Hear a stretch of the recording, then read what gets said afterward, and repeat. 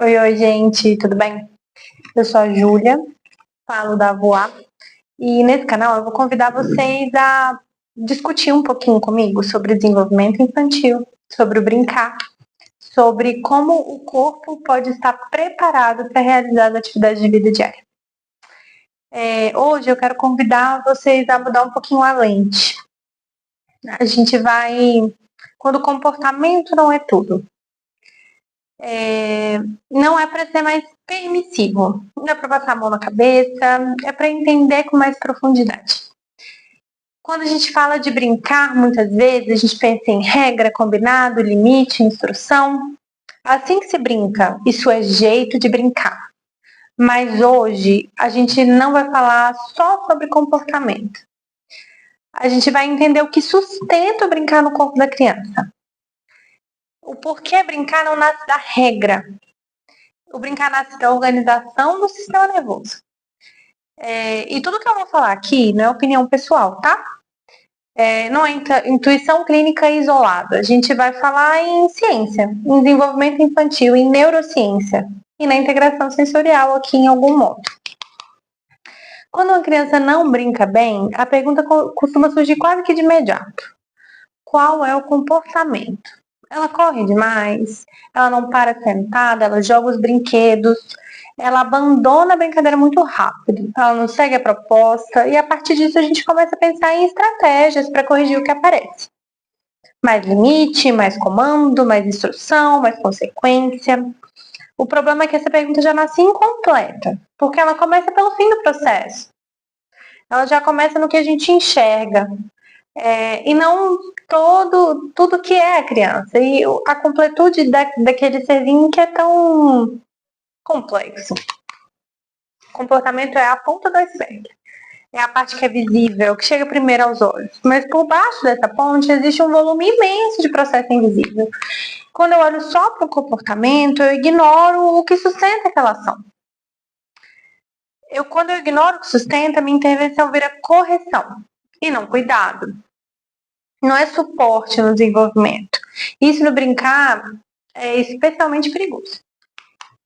O comportamento não é a origem. O comportamento é o resultado final. É o que o corpo conseguiu fazer naquele momento. É o nível de maturação neurológica que se tem. O grau de regulação possível?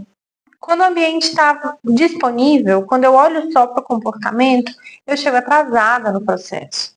Eu tento mudar a consequência sem mexer na causa, sem entender essa causa. Por trás de todo comportamento existem camadas. Existe um corpo, existe um sistema nervoso em desenvolvimento, existe um processamento sensorial, existe uma regulação emocional, existe uma história relacional. E o brincar só emerge quando essas camadas são organizadas, minimamente. Sem isso, ele não flui. Ele quebra, ele fragmenta, ele vira descarga, não construção. E esse é um dos erros mais comuns na leitura infantil.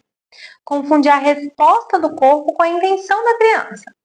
A criança não está escolhendo se desregular. Ela não está testando o limite o tempo inteiro. Muitas vezes ela tá? Sim, mas não o tempo inteiro.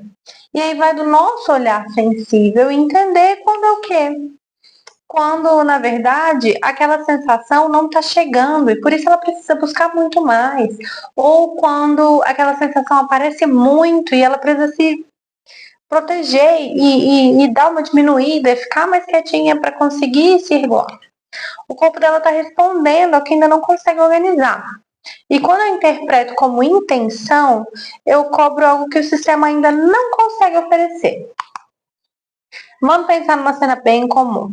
Uma criança entra na sala, corre, joga brinquedo, troca de atividade o tempo inteiro. Rapidamente surgem aquelas interpretações.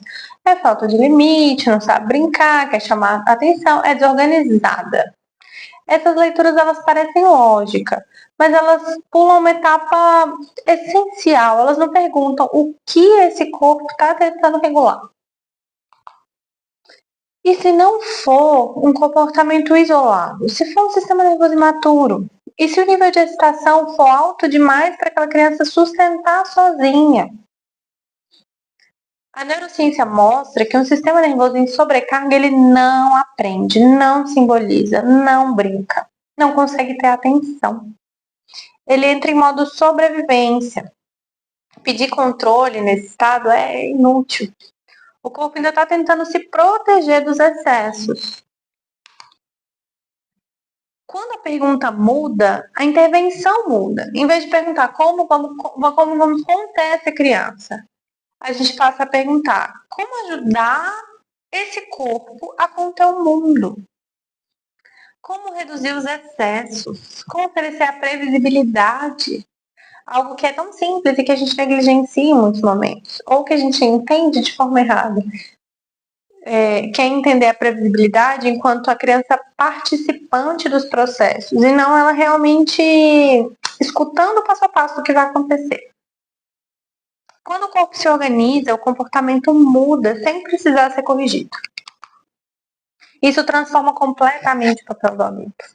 O adulto deixa de ser apenas um corretor de condutas e passa a ser um regulador externo. Mais observação, mais leitura, mais ajuste ambiental. Menos correção automática. A criança só aprende a autorregulação depois de viver muitas experiências de corregulação. Aqui tem um ponto fundamental.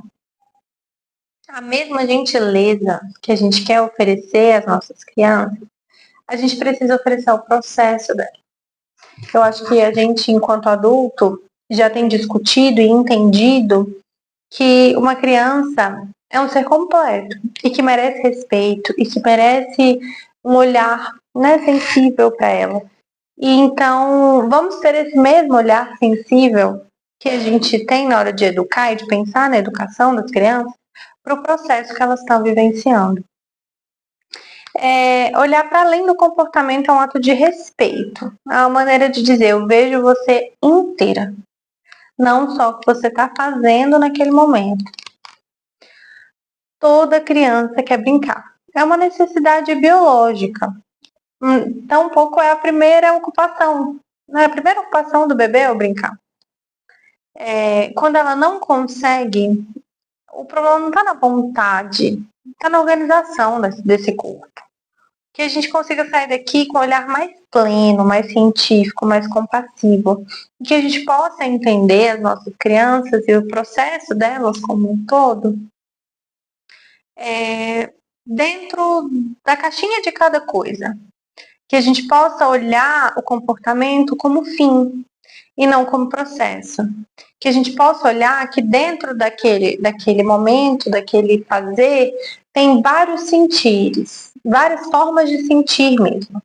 Tem muita sensação acontecendo para aquela pessoinha ter aquela reação. E com isso eu deixo vocês para a gente pensar um pouquinho no nosso próximo encontro em como a gente pode regular esses comportamentos. Muito obrigada pela escuta.